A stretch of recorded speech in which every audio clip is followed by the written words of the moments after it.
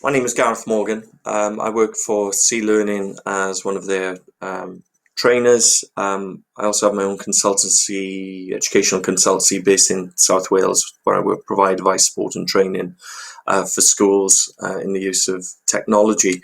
Um, just a couple of slides really to give you a sort of flavour of where I see digital competence fitting into Google Apps for Education and the cloud. Um, just a quick bit of my background, as well as being a teacher. I also worked for Welsh Government as their ICT subject advisor during the time that Graham Donaldson was putting together the sort of successful futures report. So I did a lot of work around digital literacy and around digital competence. The slide that you can see in front of you here is sort of outlining what I see as sort of things that have been happening in education in Wales and across the UK over the last sort of 18 months or so. And definitely the whole move to the cloud is really starting to take hold in most schools, or in many schools. They're seeing the benefits of actually utilizing product like Google Apps for Education, and the benefits that that can bring to teaching and learning, and for actually for the staff, for whole school sort of organization and management as well. So, whether it's just communication through Gmail or through calendars or through storing of work, unlimited space through Google Drive, and then all my different sort of productivity tools as well. Finally, we got the Successful Futures report that came out at the end of September 2015, which is going to have great impact across education in Wales for at least the next 5 years.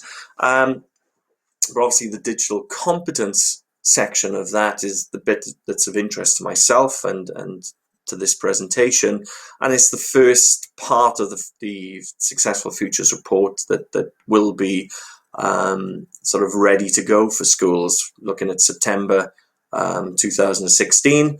Hopefully in June we may have a sort of copy of it that's going to go out to all schools, so that we can provide some feedback to Welsh Government, but it'll be definitely there ready for September. So where does all this sort of fit in? What does it look like? Well, it's been developed by a group of schools, not by the Welsh Government themselves, but a group of digital pioneer schools from across Wales, and they've come up with 4 headings. Citizenship, well, digital citizenship, we'll call it that. People I've talked to who are developing the scheme, I think are going to change it to digital citizenship. We've got connecting and collaborating. We've got plan, research, create and evaluate, and we've got data and computational thinking. So those are the 4 headings that we are going to be seeing in the framework that we'll be needing to develop across the curriculum. What does it look like? Well, it's going to look something from what we've seen in the draft versions at the moment, very much like the current literacy and numeracy frameworks, broken down year by year. So you'll be able to see what it looks like in year 6 and in year 7 and year 8 and year 9 and so on in each of those 4 areas. And then it's broken down into some sort of sub-aspects underneath. Headings may change, but I think very, very little, if they will change at all, because all the sort of aspects and the detail has all been sort of written underneath based on those 4 areas. I'm going to pick up on 2 of those parts. Connecting and collaborating is definitely one that's very firmly focused on the use of cloud technologies. So if we're looking at it from a Google Apps for Education point of view, e-communication is at the heart of Google Apps for Education. We've got Gmail to develop the whole email side of things, and then from an we can see mentions about video conferencing in there as well as email. Well, video conferencing, 5-6 years ago, I was working with schools, and there were some further education establishments and secondary schools were spending up to £20,000 developing sort of video conferencing rooms.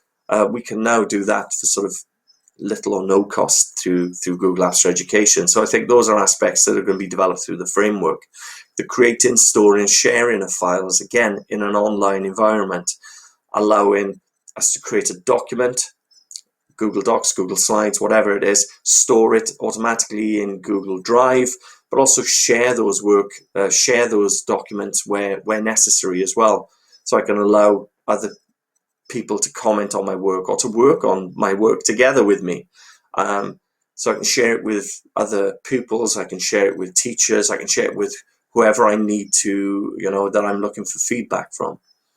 And it's also, we're going to see bits about cloud-based collaboration and communities, and very much this is around especially Google Classroom, and how Google Classroom is a really effective tool for teachers to communicate and to collaborate with pupils, to share work with them, to share links with them, to invite discussion and debate, and to push work out to them that the children can complete or the students can complete, and then press a button, at a click of a button, the work comes back to me that I can mark and provide feedback on, all neatly organized. An absolutely fantastic tool for connecting and collaborating.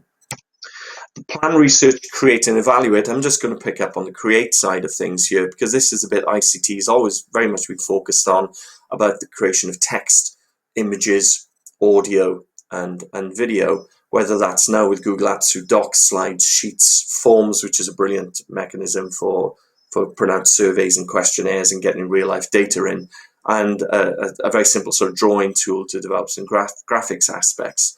But then we got some great third-party tools that we can pull in, like Pixlr Editor, that allows for the use of layers in graphics, and for filters and some of the more sort of high-end types, Photoshop type stuff that's freely available but in the cloud.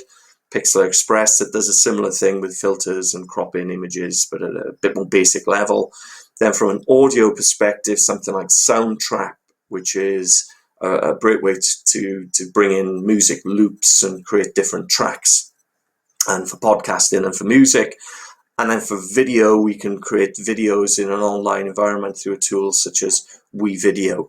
So we don't need these tools installed on any device. We can access them wherever we want to, from wherever. As long as we've got internet access, we've got access to this huge range of creations tools. And from a citizenship perspective, we could talk about the use of Google Classroom and the communication tools to model, responsible, respectful, and safe online sort of relationships and communications. And from a data and computational thinking, if we just focus on the data bit, obviously we've got Google Sheets and forms that will really start to help us asking the what if type questions and graphing and querying data. And really that's sort of my brief overview of where I see digital competence and Google Apps working quite seamlessly together.